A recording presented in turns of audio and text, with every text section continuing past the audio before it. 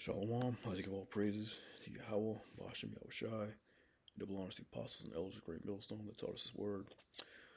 I just got this article out of RT News, Russia Today, titled High Intensity War in Europe is no longer a fantasy, because everybody can see, that this world war is coming up quickly. It's dated April 9th, 2024. The EU's top diplomat also warned that the U.S. defense umbrella could soon cease to cover the continent. A full-scale military conflict in Europe has become more likely due to the standoff with Russia. The EU High Representative for Foreign Affairs and Security Policy, Joseph Borrell, has claimed, while warning member states against relying on the U.S. to defend them, several other European officials have cited the heightened military threat in recent months, with UK Defense Secretary Grant Shapps saying last week that the world is moving from a post-war to a pre-war state due to the alleged threat emanating from Russia, China, Iran, and North Korea. Polish Prime Minister Donald Tusk made a similar pre-war assessment in March. According to Borrell, while a military conflict in Europe is not imminent and not going to start tomorrow, a citizen should understand that the U.S. umbrella has protected us during the Cold War and after may not be open all the time. Maybe depending on who's ruling Washington, we cannot rely on American support and American capacity to protect us. He added that while NATO is as irreplaceable as ever, Europeans should start building their own pillar within the U.S.-led bloc.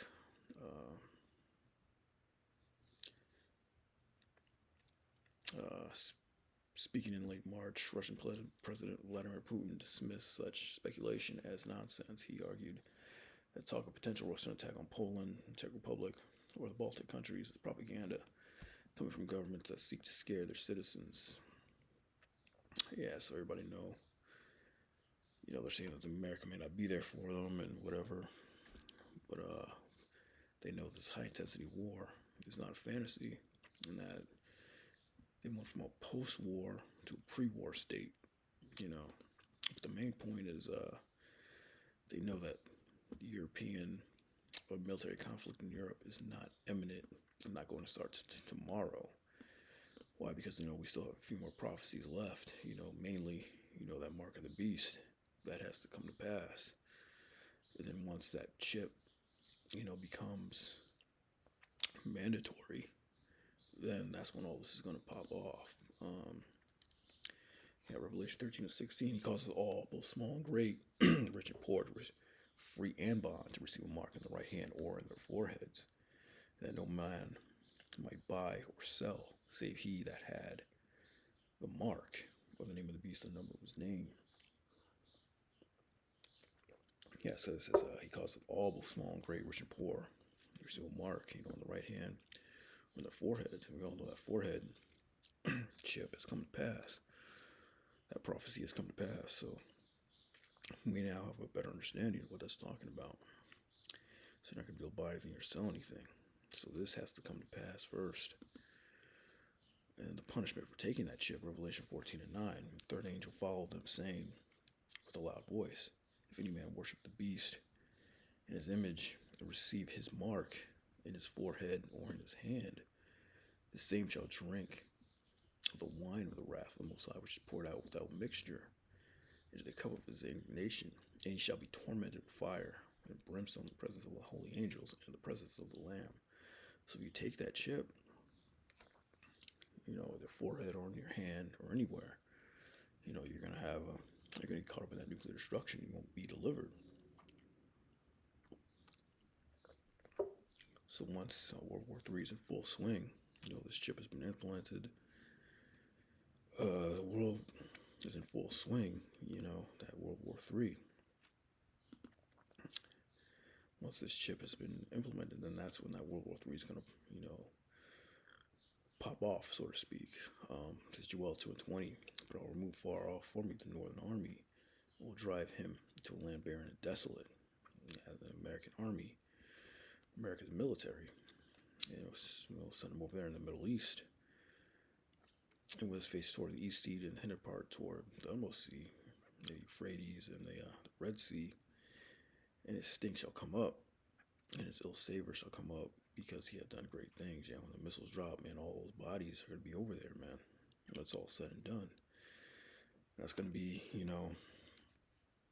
one of the first jobs of these elites and these other nations, to clean up all those dead bodies, bury them, fertilize the earth again, and to make the earth a green, lush paradise once more, because this whole earth is going to be destroyed from these missiles, man.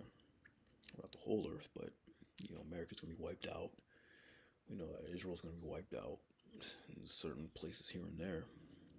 But, it's going to be, earth is going to be in a very bad state after after those missiles drop, man.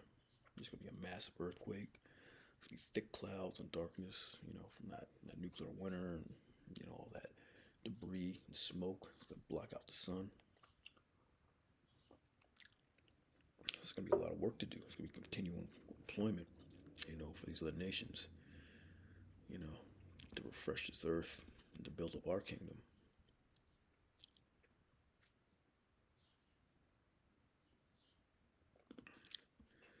It says Zephaniah 3 and 8. Therefore wait ye upon me, saith the Lord, until the day that I rise up to the prey. For my determination is to gather the nations, that I may assemble the kingdoms. It's most high determination to gather these nations where? We just read in Joel, to a land that's barren and desolate. Over there in the Middle East. He's going to gather all these nations. We read, this article, all these different nations are going to be involved with it. He listed them out. Those BRICS nations, from a post-war to pre-war state, due to the alleged threat emanating from Russia, China, Iran, and North Korea. Most High's determination, he's gathering all these major nations, these power players with these nuclear capabilities.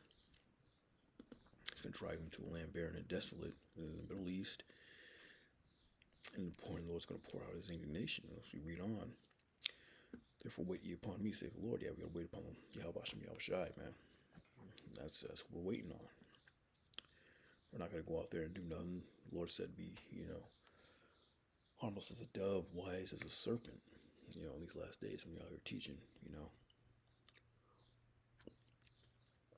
Until the day that I rise up to the prey. My determination is to gather the nations, that I may assemble the kingdoms, to pour upon them my indignation. What's that? Missiles, man. Even all my fierce anger. For all the earth shall be devoured by the fire of my jealousy. I just read in Revelation, the punishment of those that take the mark, they're not going to be delivered. They're going to be caught up in the fire of his jealousy as well. Right here we've read, the same shall drink of the wrath of the Most High, which is the missiles, which is poured out without mixture, and the cup of his indignation, and he shall be tormented with fire and brimstone in the presence of the holy angels. So that's how, you're going to be tormented with fire and brimstone. Holy angels, the elect, they're going to be up in those chariots, So that's what it means when they're going to be in the presence of the holy angels, man, with fire and brimstone. It's that fire of my jealousy, that nuclear destruction that the Lord's going to pour upon, pour upon these nations. For then will I turn the people to a pure language, that they may call upon the name of the Lord to serve him with one consent. Yeah, the kingdom, man. We're gonna go back to our pure language, man. Go back to the Hebrew. We're gonna call upon the Lord, Yahweh Shem Yahushai, all Israel, But that's what we're waiting on, man. The scripture is the elect, like we read in Revelation. In the presence of the holy angels, the presence of the Lamb, they're going to be in the ships along with the elect, the ones that get delivered, looking down. So 1 Thessalonians 4:16, for the Lord himself shall descend from heaven with a shout, on them chariots, with the voice of the archangel, and with the trump of the Most High. The dead in Yahushua shall rise first. You have the ones that die in this truth, the ones that become martyrs, the ones that are dying off, they get caught up. They're going to be in the chariots right along with Yahushua. They're going to be the first ones. Then we, which are alive and remain on the earth, shall be caught up together with them in the clouds, beamed up, delivered, saved. The true definition of salvation, according to the scriptures, man. Be caught up in the air in the clouds before the indignation of the Lord hits the earth, the fire of his jealousy. It says, then we, which are alive and remain, shall be caught up together with them in the clouds to meet the Lord in the air. And so shall we ever be with the Lord. Therefore comfort one another with these words. That's what it's all about, man. The salvation, man. Be caught up and delivered from this, and be the first fruits of the kingdom of heaven. But I just wanted to bring out the scripture, the high intensity war is on the brink. But first, more prophecies have to come to pass. This mark of the beast, the ass get pushed. Then this World War III, then salvation. With that, shalom.